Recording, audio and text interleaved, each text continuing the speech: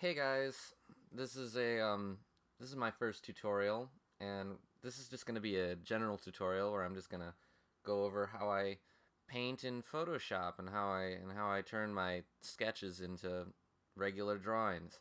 So the first thing I do whenever I have a new drawing is first I scan it in. So I always draw my original drawings on paper. I always draw them on paper because I can never make lines smooth. I can never make like thin good lines. Like I can never make it smooth. Like if I try to copy this line here, you'll see that it just doesn't work. I'll just end up with a jagged uneven line. So if I zoom in here and I try and draw this, it just doesn't work. So what I like to do is I like to draw first on paper and then I just scan it in. So I just used a regular scanning printer, whatever, and saved it to a memory device, and there it is. So the first thing is you can do this really neat little trick that takes your paper drawing and makes it look like it was inked in Photoshop. So you go over to image adjustments, and then I go to levels. And what I do is you just fiddle with the levels and you try and bring the whites down. So this is the white, this is the black, and that's the gray.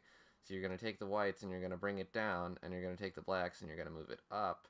And as you can see, it turns your original lines darker, and it makes all the like little faded outlines not so dark, so you can see them better. So just fiddle with these. I'm going to fiddle with these until it looks about right to me.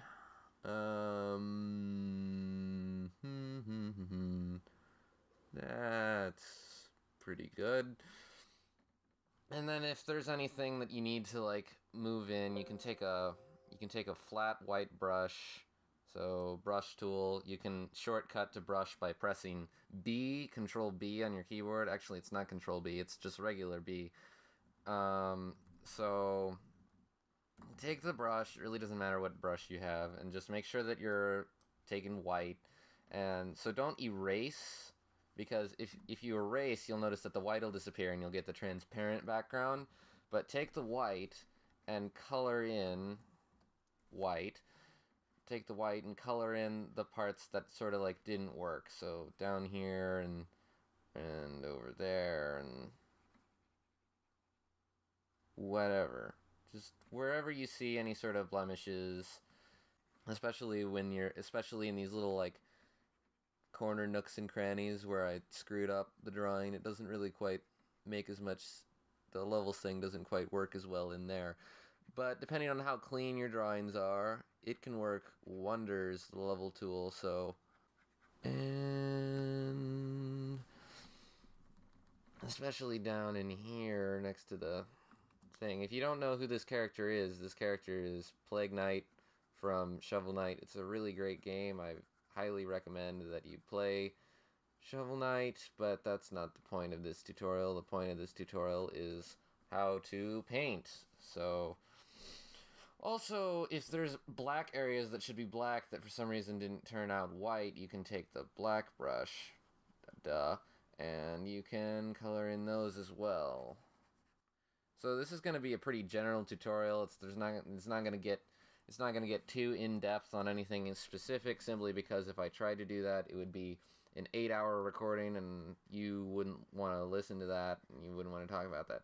If you're wondering how I'm changing the brush size, it's the little brackets on your computer. You don't even have to press Control; just press the brackets, and one increases the size. The right one increases the size, and the left one reduces the size. So it's way easier than having to go into the brush presets and change the size manually, because sometimes I don't even know what size I'm on. So I'm basically just sort of nitpicking here with the colors, because this layer, in the way I paint, it's probably going to get deleted anyway. So, but nonetheless, it's nice to have a nice, good line work drawing to base it off of, especially how difficult it is for me to paint in Photoshop alone. And then this is way faster than say than, say, copying each individual line. So, like, if I took the original drawing and I took a black brush and tried to copy each individual line, you'd be joking if I were to actually complete those lines. It would take forever to do that. So I just don't have time for that, nor do I want to do that. And plus, a lot of art is how fast can you do it, besides, can you achieve the same result with less time? And that's what any artist wants to do, is complete their work in less time, but at the same level of quality. I'm not saying, like, speed through your drawings. I'm saying, how well can you make it, and how quickly can you make it? So, this is good. So, this is the line work. So, for my presets on the Photoshop tab, I have the colors here, and I removed the swatches. Like, if you open it up, you'll probably have, like, this swatches tab that has a bunch of preset colors. Those are stupid. No one cares about those. So, I put the layers down here, and I gave it more space by tucking the adjustments layer into the layers. So if I need an adjustment, I'll just skip to the adjustments tab over here. I also have the Navigator open, and the Navigator is very important because the Navigator lets you see the whole drawing even if you're zoomed in. So see how I'm zoomed in and I can only see this part, but I can see the whole drawing up here. This is super beneficial. So you can see if you're getting the whole thing. So if you're zoomed in and you're trying to edit something, and then you zoom out, you don't want it to all of a sudden not look right with the rest of the composition. Like maybe you got too dark in here, or you did something stupid. Now you can just see it over here, and you don't have to zoom out, and you don't have to keep checking yourself. Pardon me.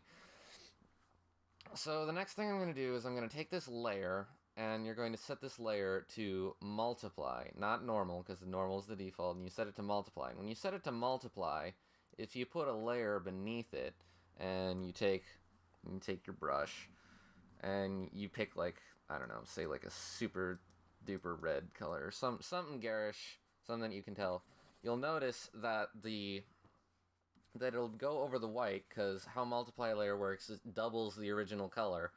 And so since you're only using black and white doesn't do anything, and black completely blocks it out, so the multiply layer basically makes it see-through. So basically you can get color underneath the drawing without having to individually put stuff out, or individually, like, use the magic wand tool to, like, highlight this shit, and which is awful. So, like, say I tried highlighting this crap, it would take forever, and it would never get all in there. So say I use this highlight and I try and brush it in, and notice how there's little white patches. It's just bad. So set the layer to multiply and put a layer beneath it. So yeah, that's what I'm gonna do. So the next thing I like to do is I like to pardon the lawnmower outside. It's pretty loud. I hope that doesn't record. I got a new microphone, so it's pretty fantastic. So you should be able to pretty much tell. So I got this image. I just pulled it off of the internet of Plague Night, and what I'm gonna do is I'm totally gonna cheat. I'm totally gonna cheat this, and I'm just going to take the colors off of this because I'm lazy and I don't like colors, because color theory is annoying. So what I'm going to do is I'm going to take my favorite brush, and my favorite brush is this one right here. It kind of looks like a puddle. And it's great because it's got this texture to it, but if you draw really light, you can get it to change color. It also has that. I don't like... Everyone's just like, oh, if you get a tablet, it's got pressure sensitivity, it's fantastic. But I'm never consistent with how well I pressure things, which is another reason why I'm really bad at inking. So the only thing I have it on is opacity. And what opacity does is the harder I press it, the darker it gets. So see how I'm all light over here and it's sort of a pink. But then when I start pressing really, really hard, you get a really, really darker red. So that's what I like to do, so I don't have to keep constantly switching between colors. So what I'm going to do is I'm going to take the colors off of this, and I'm going to put it on a swatch. So basically I just made a separate layer, and it has nothing on it but the original color palette. So if something goes wrong or something goes bad, I can use that original color palette. So let me do that now.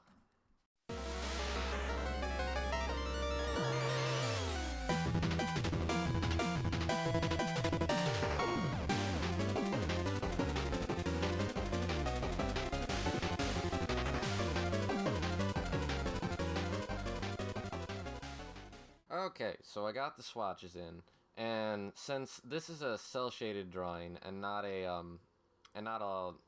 fully rendered drawing, which is what this is going to be, it's going to be less cell shaded and it's going to be more realistic.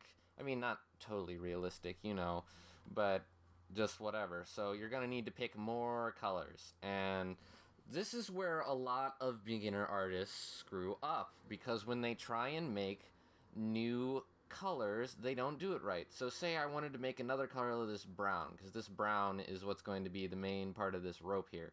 So say I wanted to take this brown. A amateur artist or a beginner artist, what they would do is they'd take that color and they'd say, oh, I want to make it darker. So they'd take their color and they'd move it straight down. And then they'd try it, and then they make that color and they'd say that's the darker shade. No, that's not right, because when you do that, the only thing you do when you pull the color down like that is you're desaturating it. Because see how it gets more gray? See how it gets more gray? Where this is the most vivid color, and this is black, and that's white, and that's basically gray. That's the darkest gray. So what you have to do is not do that, and what you're going to do is you're going to take the brown, and you're going to go diagonally across. So as you're making it darker, you're also saturating it. And darker colors, another thing that you do is darker colors get more cool. So if you know how the color wheel works, purple is at the bottom and yellow is at the top. So yellow is your brightest, warmest color, where purple is your coolest color.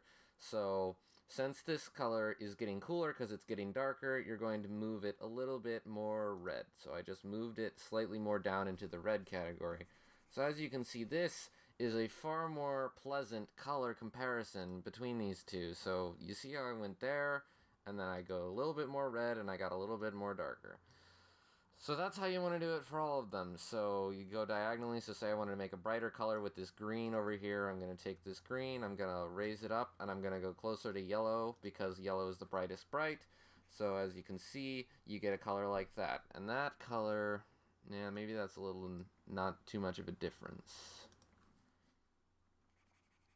Another thing about these color changes is you can't be subtle with them, because you're going to blend these eventually. So there's going to be variation in tones between all of these. So you don't want to just like move it a little bit down, move it a little bit cooler, and say, oh, this is my darker color. You can barely tell that that's a different color. You don't want to do that. You want to make sure that there's nice, bold transitions between your colors. So let's make a... What color is this? This is blue. This is my darker blue.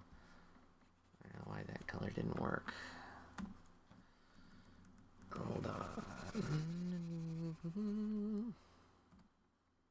Okay, so say I want to make a brighter color of this. Same thing, we're going to raise it diagonally across. So I'm dragging diagonally. So that means you're making it brighter, but you're also making it less vivid, because what you don't want is you don't want all the colors in your color palette to be ridiculously bright. You don't want the brightest bright of any color. So say I wanted to try and make blue, you don't want to just like take the brightest blue possible.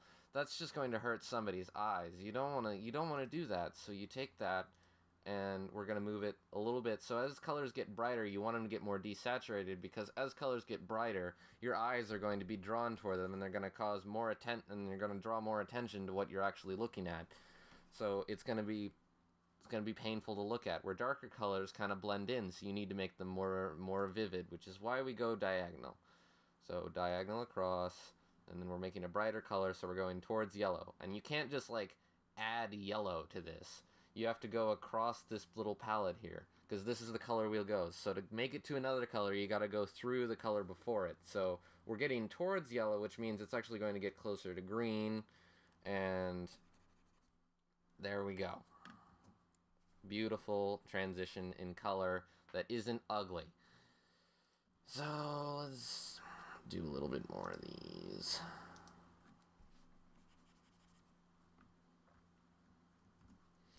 And you see how I'm putting the colors together, because I don't want to have them be like separate. So I don't want to put this color out here and this color out here, because eventually they're going to be next to each other. So you want to see if they make sense right next to each other, which is why they're next to each other in the color palette. So let's do that. And to pick these colors, I'm pressing Alt and I'm pressing down on the color itself. So I'm hovering over it. So if I wanted white, I'd pick white. If I need that color, I'd need that color. And that's going to be way, way more helpful when I'm actually coloring this in later. So let's make one more color here.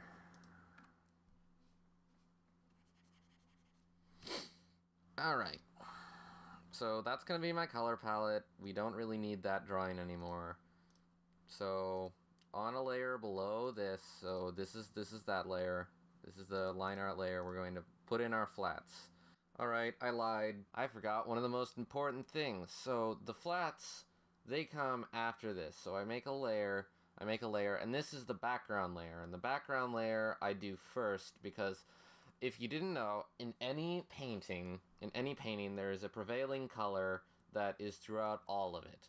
And that color will normally be in charge of whatever color you're doing. So I'm gonna make this, I don't know. So this I am gonna paint or put in a, that's a bad color. I want this to be sort of purpley. Let's see. See, this is why I hate coloring, because I can never figure out a damn color scheme. So that works, I guess. Where's my swatches? I'm gonna put these up there. Yeah, let's do that. I'm gonna take my favorite cloud brush. So if you didn't know, Plague Knight's thing is like magic and mystical-y things. So what I'm gonna do is I'm gonna basically surround him with like clouds. So let's take a darker color, once again doing the same thing that I talked about. We're taking a nice soft brush, not on my swatches layer, holy shit. Okay, so I'm gonna zoom out because we don't want to get too detailed too quick.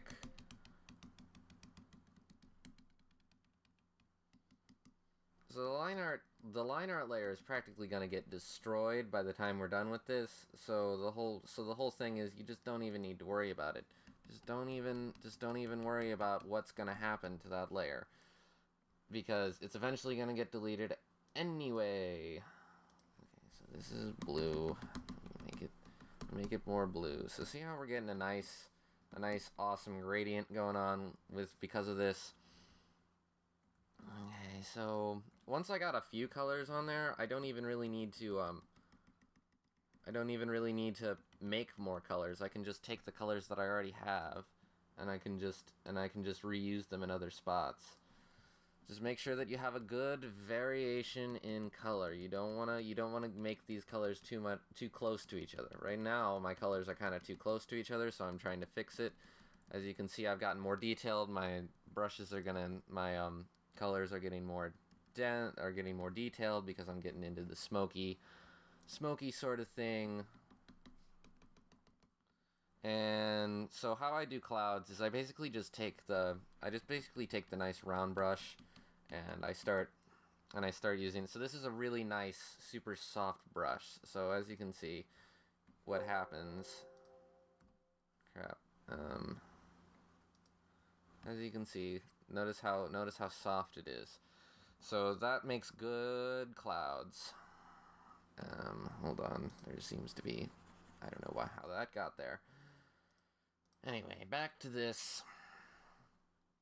So I'll take not that color. I'll take them and make hills. So clouds are flat on the bottom and they're kind of poofy at the top. So now that I got basic color in, I can take a more detailed cloud brush. See, I got these really complicated cloud brushes that are like super high detail, but you don't want to just go straight into those, because if you go straight into them, they never work right. So let's make this darker. See, now I can sort of use what I have going here as a guide, and I can use more intricate colors. probably get rid of my swatches here and that because it's probably making it look bad. Okay, and then so I'm gonna finish this background and I'll see you in a sec.